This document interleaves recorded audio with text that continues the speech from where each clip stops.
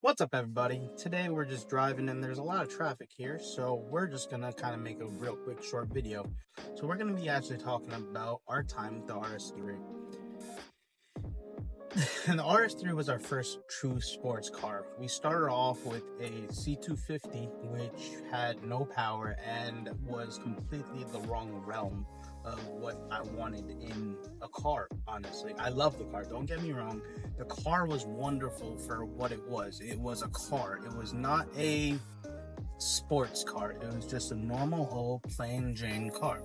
So at the end of the day, it was not something that a avid sports person would necessarily enjoy to drive on a daily basis.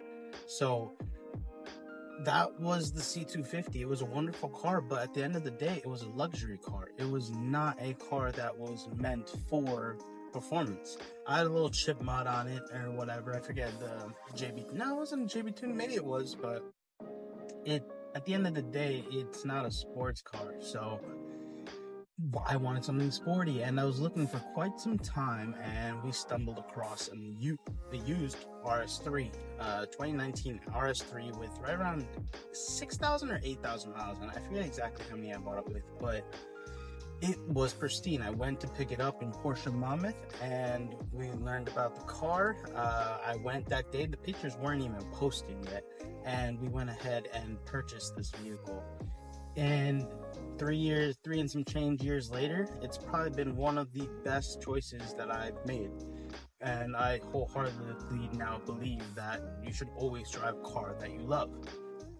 And our time with it's been great. We learned how to mod some car parts. We learned how just like the car scene works. We learned a lot through this process. We learned about modifying cars. We learned about tuning cars. We learned about the warranties associated with the things that you do and the risks that you take by modifying your vehicles. And sometimes it's worth it. Sometimes it's not so worth it. So for many people like myself, I feel that modding to a certain extent is definitely worth it. If you want to go crazy balls to the wall, then you should definitely go ahead and just get a project car. Just get something that is dedicated straight to the build. My thing was I needed a daily driver, so I couldn't really go too crazy with this car because it was my daily. I didn't want to blow something up. I didn't want to do anything.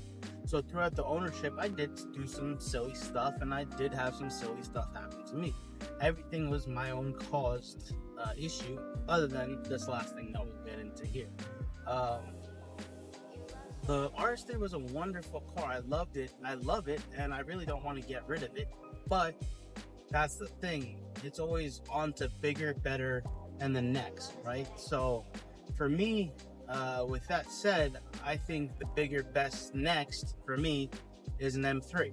So we're starting the process of looking for M3. So hopefully I should have some videos, because when I buy cars, I go down rabbit holes like I'm sure many of you have before.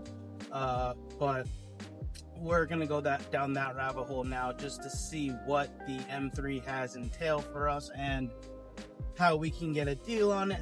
My main thing is I don't want to lose my shirt driving a car, which the RS3 was wonderful. I bought it for 50 and 55 after taxes and all that, and I think I'll be able to get right at probably like 40, 37, somewhere around there. A little less because we had our issues and all that stuff. So yeah, the car's wonderful. It's great, but it's definitely for sale at this point, which leads me to why it's on sale. Number one thing, apparently the warranty ran out in November, and come December, January time, a common problem to my understanding starts happening to this problem where the coolant pump starts going.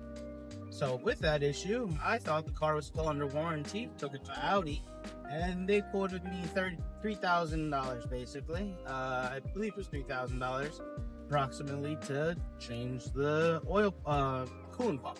So that's a big issue at this point, because spending $3,000 on a car like this with the warranty up, I was always planning on selling after warranty went up, because I don't want to be chasing issues. I don't want to be dealing with basic stuff like this. And I've had fun with this car. It's wonderful, but I'm pretty much at the top where I want to go with it. And this platform is wonderful. You could go to the moon. You could take these engines, build them out like just some people that I know have, and they could go crazy with it.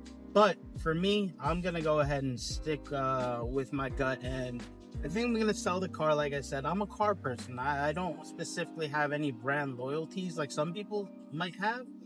I want to try it all. I want to try everything from a Hellcat to an M3, a C63 to a Type R Civic. So it's a whole realm of cars out there for me to try, and I think this was always the time frame that I was going to get rid of the car.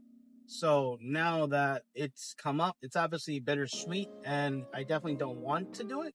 But I think for my growth and my own personal development as a car person and a car enthusiast, I think it's important for me to go ahead and branch out into other vehicles, other brands, and see what they have. So I started off in Mercedes, and then start off in the Toyota, and then I got that C250. Lucky I was blessed to have that, and then blessed to buy the RS3 next.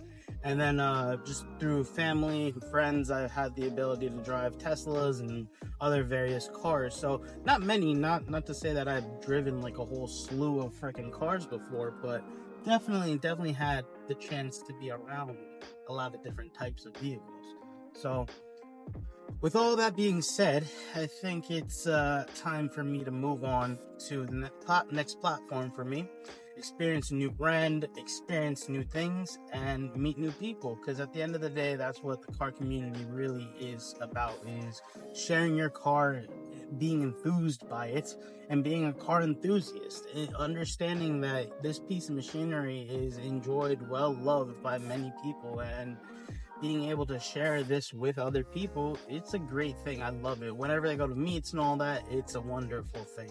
So thanks for watching. This was a quick little video right here, kind of going through my decision here, or at least the start of a decision that I think might be happening. Yeah, like, comment, subscribe, all that good stuff. Thanks for watching, and when nobody's watching, it's just me. So peace.